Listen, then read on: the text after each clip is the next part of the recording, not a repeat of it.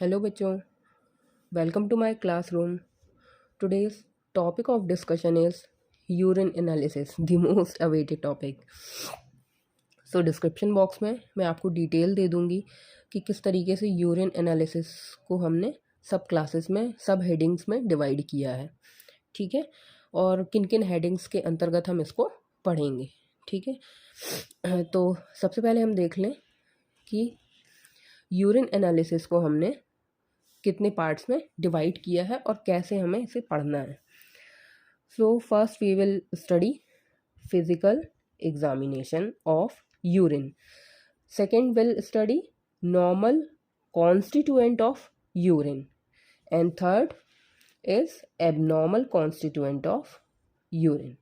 Okay, तो हमने ये 3 क्लासेस बनाए हैं इसके, ठीक है। इन तीनों क्लासेस को पढ़ने से पहले हमें ये पता होना चाहिए कि व्हाट इज़ यूरिन, ठीक है। तो यूरिन क्या है और ये कहाँ बनता है और कैसे बनता है, ठीक है। अब हम देख लेते हैं किडनी का डायग्राम, जो हमें ये समझने में मदद करेगा कि यूरिन का फॉर्मेशन कैसे होता है, ब्लड का फिल्टरेशन कैसे होता है, ठीक है। तो ये जो पार्ट है दैट इज़ कॉल्ड ग्लोमेरुलस, ठीक है। तो जो जहाँ से ब्लड छनता है, छनने का काम जो करता है वो है ग्लोमेरुलस। ग्लोमेरुलस एक तरह से छन्नी का काम करता है, ठीक है। छन्नी से जब हम किसी चीज़ को छानेंगे तो उसके बाद जो फिल्ट्रेट हमें मिलेगा वो ट्यूब्स में से होके पास होगा, ठीक है। तो बोमेन कैप्सूल के पास वाली जो ट्यूब है that is called proximal convoluted tubules, because ये पास है इसीलिए इसको प्रॉक्सिमल कॉन्वोल्यूटेड ट्यूब्यूल्स बोलते हैं, ठीक है। दूसरी है डिस्टल कॉन्वोल्यूटेड ट्यूब्यूल्स, ठीक है, क्योंकि ये बोमेन कैप्सूल से काफ़ी दूरी पर है, ठीक है। और बीच का ये जो आर्च है that is called loop of Henle, ठीक है।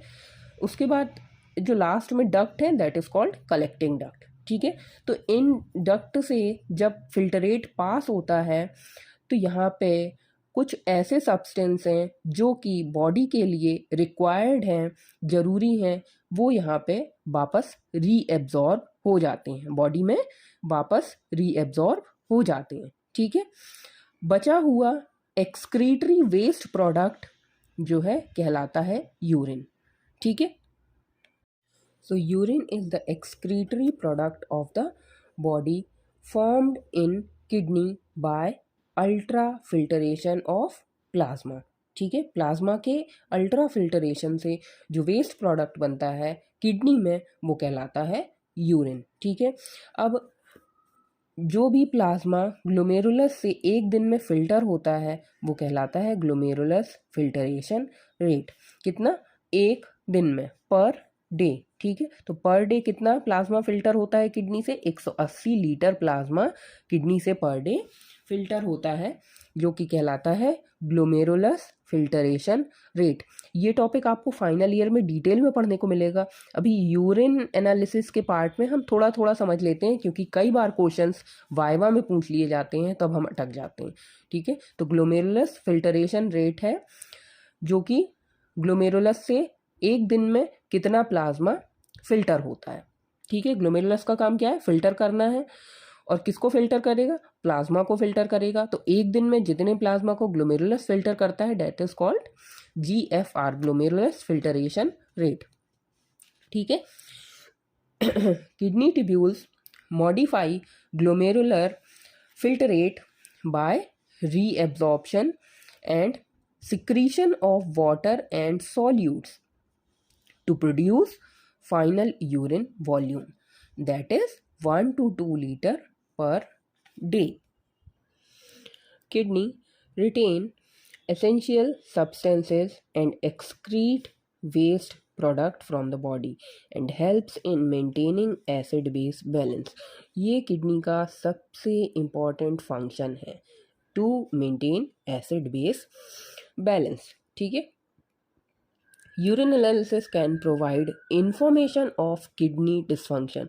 अब किडनी से यूरिन का फॉर्मेशन हो रहा है, तो अगर यूरिन के जो भी टेस्ट किए जाएंगे, जो कि यूरिन एनालिसिस के अंतर्गत हम पढ़ेंगे, अगर उनमें कोई एबनॉर्मलिटी है तो हम किडनी फंक्शन का पता लगा सकते हैं कि किडनी प्रॉपर फंक्शन कर रही है या इसमें कोई प्रॉब्लम है, ठीक है, such as nephrotic syndrome, glomerulonephritis, ठीक है।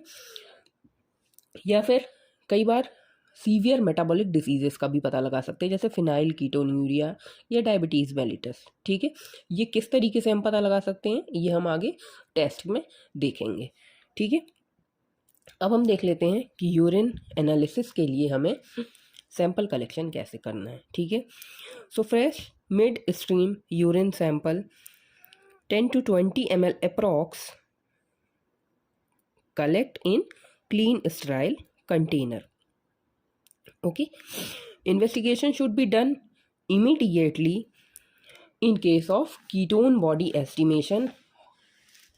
कीटोन बॉडी अगर एस्टिमेट करना है हमें तो तुरंत हमें कलेक्शन के तुरंत बाद टेस्ट करना है, ठीक है। In case of ketone body estimation और within 2 hours of its collection, ठीक है, या फिर कलेक्शन के 2 घंटे के अंदर हमें यूरिन एनालिसिस करना है, टेस्ट परफॉर्म करने हैं, ठीक है। तो एक तो हो गया mid stream urine sample, second हो गया 24 hour यूरिन सैंपल, ठीक है। 24 hour urine sample is required for some investigation which shows diurnal variation. अगर पूरे दिन में किसी भी चीज़ में वेरिएशन को डिटेक्ट करना है तो हमें 24 घंटे का यूरिन कलेक्ट करना होगा, ठीक है। तो मिड स्ट्रीम यूरिन सैंपल और 24 hour यूरिन सैंपल दोनों क्या होते हैं ये मैं आपको बाद में बताऊंगी, ठीक है। तो फर्स्ट कैल्शियम या फिर हार्मोनल एसे इस टाइप के जो टेस्ट हैं वो जब पूरे दिन का हम यूरिन सैंपल कलेक्ट करेंगे तब हम उसमें पता लगा सकते हैं, ठीक है। तो अब हम स्टार्ट करेंगे फिज़िकल एग्जामिनेशन ऑफ यूरिन। तो जैसे ही हमने यूरिन को कलेक्शन किया, कलेक्शन करने के बाद हम उसका फिज़िकल एग्जामिनेशन करेंगे। तो जब हम फिज़िकल एग्जामिनेशन करेंगे तो फिज़िकल मतलब कोई भी चीज़ सामने से देखने में कैसी है, तो देखने में उसका कलर आइडेंटिफाई करेंगे, उसका वॉल्यूम कितना है वो पता लगाएंगे, उसमें से स्मेल कैसी आ रही है वो देखेंगे, उसके बाद उसका पीएच चेक कर सकते हैं और उसकी स्पेसिफिक ग्रेविटी पता लगा सकते हैं, ठीक है। तो ये सारे टेस्ट फिजिकल एग्जामिनेशन के अंतर्गत हम परफॉर्म करेंगे। फिर उसके बाद दूसरी चीज़ आती है कि उसमें कौन से ऑर्गेनिक और इनऑर्गेनिक सॉल्यूट्स प्रेजेंट हैं, ठीक है। तो इनका पता लगाने के लिए हम कुछ टेस्ट करेंगे। तो पहली बात तो हम नॉर्मल यूरिन का कॉन्स्टिट्यूएंट हमें पता होना चाहिए कि एक नॉर्मल व्यक्ति के हेल्दी पर्सन के यूरिन में नॉर्मली क्या क्या प्रेजेंट होता है। तो नॉर्मली इनऑर्गेनिक कॉन्स्टिट्यूएंट है, 2 टाइप में डिवाइड किया गया है, inorganic constituent and organic constituent. तो इनऑर्गेनिक कॉन्स्टिट्यूएंट में chloride, sulphate, phosphate, calcium, ammonia, और ऑर्गेनिक कॉन्स्टिट्यूएंट में यूरिया, यूरिक एसिड और क्रिएटिनिन। ये सारे कॉन्स्टिट्यूएंट एक हेल्दी पर्सन के यूरिन में प्रेजेंट होते हैं, ठीक है। अब नेक्स्ट आती बात एबनॉर्मल कॉन्स्टिट्यूएंट ऑफ यूरिन। तो ऐसा यूरिन जो किसी डिजीज्ड पर्सन का हो, उसमें कौन कौन से कॉन्स्टिट्यूएंट प्रेजेंट होंगे, ठीक है, जो कि नॉर्मल व्यक्ति में नहीं प्रेजेंट होते, ठीक है। तो वो है glucose, protein, ketone body, blood, bile pigment and bile salts. तो ये 6 कॉन्स्टिट्यूएंट अगर किसी व्यक्ति के यूरिन में प्रेजेंट हैं तो मतलब वो किसी न किसी डिजीज़ है उसमें, या फिर जो है इन डिजीज़ से रिलेटेड है। Now come to the next point, volume. तो डेली यूरिन का जो आउटपुट है वो है 1800 से 25 ml पर डे, और average on an average 1500 ml per day, ठीक है। बट ये जो क्वांटिटी है ये डिपेंड करती है डेली वाटर इनटेक पे, एक्सटर्नल एटमॉस्फेयर के टेम्परेचर पे, डाइट पे, मेंटल एंड फिजिकल स्टेट पे, ठीक है। अगर एक्सटर्नल एटमॉस्फेयर का टेम्परेचर बढ़ जाएगा तो गर्मी होगी, और गर्मी होगी तो यूरिन एक्सक्रीशन कम हो जाएगा, ठीक है। वाटर इनटेक अगर हमारा अच्छा है तो यूरिन भी नॉर्मली एक्सक्रीट होगा, ठीक है। डाइट हम क्या ले रहे हैं, मेंटल और फिजिकल स्टेट हमारा कैसा है। तो वॉल्यूम जो यूरिन का डेली एक्सक्रीशन है 1500 ml per day average on an average, ये डिपेंड करता है कई फैक्टर्स हैं जो इसको अफेक्ट करते हैं, ठीक है। तो इन फैक्टर्स के अकॉर्डिंग इसे 3 कंडीशंस में डिवाइड कर दिया गया है, पॉलीयूरिया, ओलिगूरिया और anuria. A means complete stoppage, ठीक है। न्यूरिया मीन्स यूरिन, तो stoppage of urine, complete stoppage of urine is called anuria, ठीक है। तो ये कंडीशंस हो सकती है किन डिजीज़ में, acute tubular necrosis, necrosis means cells का सिकुड़ना, ठीक है। रीनल स्टोन, किडनी में स्टोन, सर्जिकल शॉक, किसी सर्जरी के टाइम पे जब बहुत ज़्यादा ब्लड लॉस हो जाता है तो उस कंडीशन को बोलते हैं सर्जिकल शॉक, ठीक है। एक कंडीशन हो सकती है ओलिग्यूरिया, ओलिग्यूरिया में जो नॉर्मल वॉल्यूम है उससे कम हो जाता है वॉल्यूम, ठीक है। तो वॉल्यूम अप्रॉक्स कितना हो जाता है 500 ml पर डे, ठीक है। और ये due to the fever, diarrhoea, acute nephritis, cardiac failure. Nephritis means tis, TIS, suffix TIS is used for swelling. तो नेफ्रॉन्स में जो स्वेलिंग होगी दैट इज कॉल्ड नेफ्राइटिस, ठीक है। एक और कंडीशन आती है that is polyuria, polyuria means increased volume of urine, poly means increase volume of, urea means urine, ठीक है। तो नॉर्मल है 800 से 2500, तो ये 2500 से ज़्यादा हो जाएगा, more than 2500 ml per day. तो अब नॉर्मल से किन कंडीशनों में बढ़ जाता है, तो that is first one is diabetes mellitus, इसमें 5 to 6 लीटर पर डे हो जाता है। डायबिटीज़ इंसिपिडस, इसमें मेलिटस से भी ज़्यादा हो जाता है, 10 से 20 लीटर पर डे।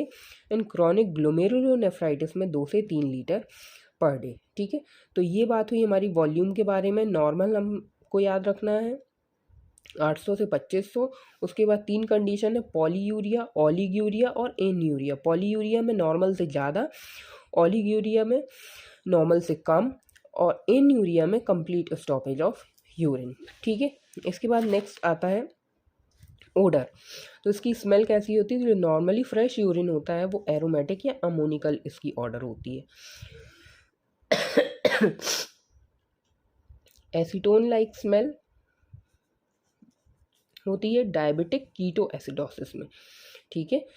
तो जब कीटोन बॉडीज़ का फॉर्मेशन होता है तो उस समय एसीटोन जैसी स्मेल आती है। और फाउल स्मेल कब आती है, सड़ी हुई सी जो स्मेल होती है वो बैक्टीरियल इन्फेक्शन के टाइम पे आती है, ठीक है। पीएच नॉर्मली होता है 5.5 to 7.5 approx, slightly acidic pH होता है, ठीक है। स्पेसिफिक ग्रेविटी क्या होती है, स्पेसिफिक ग्रेविटी का मतलब होता है कि the concentrating ability of kidney, means urine में कितनी मात्रा में सॉल्यूट प्रेजेंट है, मतलब कितना कॉन्सेंट्रेटेड यूरिन है, which indicates the specific gravity. तो कॉन्सेंट्रेशन यूरिन का अगर यूरिन कॉन्सेंट्रेटेड है तो स्पेसिफिक ग्रेविटी हाई होगी, अगर यूरिन डाइल्यूटेड है तो स्पेसिफिक ग्रेविटी लो होगी, ठीक है। स्पेसिफिक ग्रेविटी को मेजर करने के लिए यूरिनोमीटर का यूज़ करते हैं और इसके लिए हमें फर्स्ट मॉर्निंग यूरिन सैंपल की रिक्वायरमेंट होती है, ठीक है। नॉर्मल स्पेसिफिक ग्रेविटी है 1.016 से 1.025, तो हमें एवरेज याद रखो 1.02, ठीक है। बहुत सारे फिगर्स आ जाते हैं एक साथ ना, तो हम याद करने में कंफ्यूज हो जाते हैं, तो ऐसे टाइम पे हम एक फिगर याद करेंगे और एवरेज वाला, ठीक है। तो ये हमारी पूरी बात हो गई किसके बारे में, फिजिकल एग्जामिनेशन, ठीक है। फिजिकल एग्जामिनेशन के बारे में हमने पूरी बात यहाँ पे कर ली है, that is colour, appearance, volume, order, pH और स्पेसिफिक ग्रेविटी, ठीक है। नेक्स्ट वीडियो में हम देखेंगे कि यूरिन के नॉर्मल कॉन्स्टिट्यूएंट जो हैं उनके टेस्ट, और उसके बाद हम देखेंगे एबनॉर्मल कॉन्स्टिट्यूएंट हैं उनके टेस्ट। तो एबनॉर्मल कॉन्स्टिट्यूएंट ज़्यादा इंपॉर्टेंट है in comparison to normal constituent के, ठीक है। तो वीडियो समझ आया है तो लाइक शेयर ज़रूर करें और चैनल को सब्सक्राइब करना ना भूलें। Thank you. So first physical examination of urine में पहला हम देखेंगे कलर। तो जो फ्रेशली एक्सक्रीटेड यूरिन होता है वो कलरलेस और ट्रांसपेरेंट होता है, ठीक है, due to the presence of urochrome, ठीक है, यूरोक्रोम के प्रेजेंस के कारण ये कलरलेस या फिर ट्रांसपेरेंट होता है, ठीक है। और जो इसके कलर में वेरिएशंस पाए जाते हैं उनका कारण है या तो फिजियोलॉजिकल या फिर पैथोलॉजिकल। फिजियोलॉजिकल माने कि कोई फूड इंटेक, स्पेशल कोई फूड इंटेक किया है जिसके कारण यूरिन का कलर चेंज हो गया है, या फिर कोई पर्टिकुलर फिजिकल स्टेट है जैसे कि पानी कम पीना जिसके कारण कि यूरिन के कलर में चेंज आ सकता है, ठीक है। तो ऐसे रीजंस आ जाएंगे फिजियोलॉजिकल रीजंस के अंतर्गत, ठीक है। बट पैथोलॉजिकल में आ जाएगा अगर किसी बीमारी के कारण, किसी डिजीज कंडीशन के कारण यूरिन का कलर चेंज हुआ है तो that is called pathological variation in colour, okay. तो फिजियोलॉजिकल एंड पैथोलॉजिकल, फिजियोलॉजिकल मतलब जो फिजिकल स्टेट के कारण चेंजेस हुए हैं, ठीक है। तो अगर फिजिकल स्टेट के कारण अगर यूरिन का कलर डार्क येलो है तो ये कॉन्सनट्रेटेड यूरिन को इंडिकेट करता है, और ये कभी कभी माइल्ड डिहाइड्रेशन के कारण भी हो जाता है, ठीक है। हम लंबे समय से बाहर हैं, हमने पानी नहीं पिया है, तो ऐसे समय में क्या हो जाएगा, माइल्ड डिहाइड्रेशन हो जाएगा और यूरिन का कलर डार्क येलो हो जाएगा, ठीक है। या फिर बी कॉम्प्लेक्स थेरेपी, जब हम बी कॉम्प्लेक्स के कैप्सूल खाते हैं तो भी यूरिन का कलर डार्क हो जाता है, ठीक है। Orange colour urine is due to the certain drugs, कई बार कई दवाइयाँ लेने से भी उन दवाइयों के कारण यूरिन का कलर चेंज हो जाता है। Pinkish colour due to the excessive beetroot intake, particular कोई फूड पिगमेंट जो कि हम अपने डाइट में इनटेक कर रहे हैं उसके कारण भी यूरिन का कलर चेंज हो जाता है। तो these are the physiological variation in colour. But pathological variations क्या क्या है? Dark yellow colour due to the jaundice when bile pigment increase, jaundice में क्या होता है, बाइल पिगमेंट बढ़ जाते हैं जिसके कारण कि यूरिन का कलर बहुत ही डार्क येलो हो जाता है, ठीक है। Reddish brownish colour due to haematuria, last का जो ये टर्म है that is indicated urine and haemat means blood, okay. तो when the blood is excreted in urine is called haematuria, ठीक है। तो इस कंडीशन में जो यूरिन का कलर होगा वो रेडिश या फिर ब्राउनिश कलर हो जाएगा, और ये होगा ड्यू टू स्टोन, कैंसर और ट्रॉमा के कारण। तो ये क्या है, disease conditions are called pathological conditions. Brown to black colour urine is due to alkaptonuria, ये भी एक तरह का डिजीज है, ठीक है, इनबॉर्न एरर है, जन्मजात जो बीमारी होती है वो है, ठीक है। क्लाउडी कलर होगा in presence of pus cells and bacteria, due to the presence of pus cells and bacteria. Milky white urine colour होगा due to the presence of fat globule, ठीक है। Cloudy, milky white, brown to black, reddish brownish और dark yellow, ठीक है। तो ये सभी जो है पैथोलॉजिकल कंडीशंस के कारण यूरिन में चेंजेस हैं।